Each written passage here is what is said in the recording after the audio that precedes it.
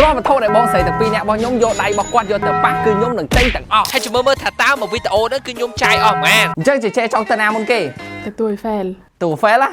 ហើយពេលហ្នឹងគឺខ្ញុំឆ្ងល់ដែរថាថៃបានគាត់ចង់ទៅទូ fail ហើយបើថាតែគាត់ប៉ះទូ fail អីគឺខ្ញុំដើរចប់ហ្មងយើងចិត្តទៅដល់ហើយបងប្អូនតិចទៀត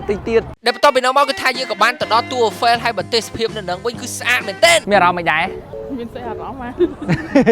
ហើយនៅពេលដែលទៅដល់ទូ fail ចឹងទៅគឺគាត់ក៏បានទិញវត្ថុមួយចាំមើលបងខ្ញុំគាត់ទិញអីគេដែលវត្ថុមួយនោះគឺទឹកញ៉ាំទឹក2ដបហ្នឹង6អឺរ៉ូនិយាយទៅគឺខ្ញុំចង់ភ្ញាក់របស់គាត់ដែរដោយសារខ្ញុំគិតថាគាត់ទិញអីថ្លៃដល់ពេលទៅគឺគាត់ទៅទិញទឹក2ដបប៉ុន្តែទឹក2ដប$8ហ្នឹងគឺស្ដាយលុយដែរចាឥឡូវនេះគឺយើងចេញពីទូ fail ហើយខ្ញុំអត់ដឹងគាត់ជូនខ្ញុំទៅណាទេដែលបន្ទាប់ពីនោះមកគឺថាគាត់ក៏បានធ្វើដំណើរដើរចូលទៅក្នុងហាងទាំងអស់ហើយពេលហ្នឹងគឺខ្ញុំគិតថាអូតែចូលក្នុងហ្នឹងគឺ$500ផឹងបាទនិយាយទៅគឺគាត់អត់ទាន់បានប៉ះអីទេអត់មានប៉ះទេហើយហេងដែរដែលពេលហ្នឹងគឺគាត់សម្រេចចិត្តអត់ប៉ះទេបងប្អូនហើយយើងក៏បានដើរចេញក្រៅវិញឥឡូវនេះគឺយើងធ្វើដំណើរមកញ៉ាំអីហើយពេលហ្នឹងគឺខ្ញុំឆ្ងល់ដែរថាតើគាត់នឹងប៉ះមកហូបធ្វើមិនទេដោយសារតើប៉ះទៅខ្ញុំចេញលុយត្រូវអត់ហើយក្នុងនេះជាប្អូនល្អម្នាក់គឺខ្ញុំសម្រេចចិត្តថាទោះបីគាត់អត់ប៉ះក៏ខ្ញុំអាចចេញលុយគាត់បានដែរចាឥឡូវហ្នឹងគឺយើងញ៉ាំអីហើយដល់ពេលដែលខ្ញុំត្រូវចេញលុយហើយបន្តមកបាទមានអីទេគឺចេញលុយអស់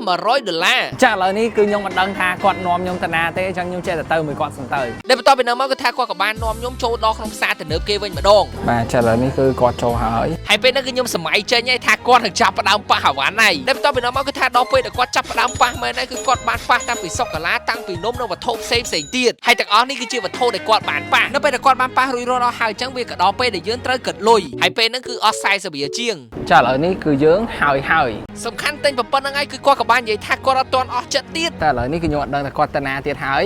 ពេលហ្នឹងវិញគឺខ្ញុំដើរបាន6000ជំហានជាងថ្ងៃចាឥឡូវគឺយើងមកដល់កន្លែងទិញមួយទៀតហើយអ្នកនរនេះស្គាល់មើលទៅតែក្រោយមកគាត់ក៏បានដើរចូលក្នុងហាងលក់តុក្កតាសំខាន់អវ៉ាន់នៅក្នុងហ្នឹងគឺថ្លៃមែនទែនប៉ុន្តែពេលហ្នឹងគឺខ្ញុំគិតថាខ្ញុំសំណាងដែរដោយសារគាត់ដើរមើលអវ៉ាន់ច្រើនដែរគ្រាន់តែគាត់អត់ចង់ទិញយ៉ាងម៉េចខ្ញុំចង់ឲ្យតែគាត់ប៉ះឲ្យលឿនហ្នឹងដោយសារនឹងការគាត់ប៉ះ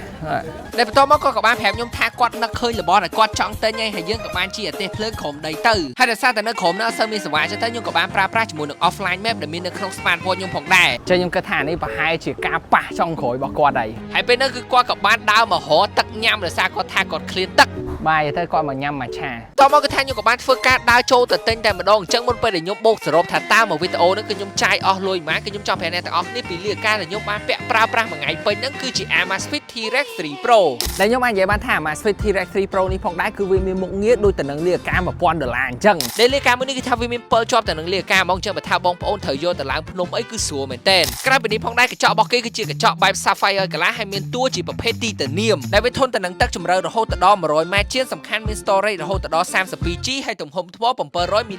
mAh សំខាន់នៅក្នុងលាការហ្នឹងគឺគេមាន offline map ដែលអាចឲ្យបងប្អូនមើលផែនទីដែលអត់ត្រូវការអ៊ីនធឺណិតដោយតែពេលដែលខ្ញុំមើលនៅក្នុងរថភ្លើងក្រោមដីអញ្ចឹងគឺយើងអាចបើកមើលបានដោយស្រួលតែម្ដងអញ្ចឹងសម្រាប់បងប្អូនដែលគាត់ចង់បាន smartwatch ដែលមើលទៅគឺថាស្អាតធន់រឹងមាំហើយមាន offline map អីទៀតគឺអាចមកចាប់អារម្មណ៍ជាមួយនឹង Amazfit T-Rex 3 Pro បានអញ្ចឹងសរុបជារួមមកបន្ទាប់ពីការធ្វើដំណើរដើរលេងហ្នឹងគឺខ្ញុំចាយអស់លុយប្រហែលជា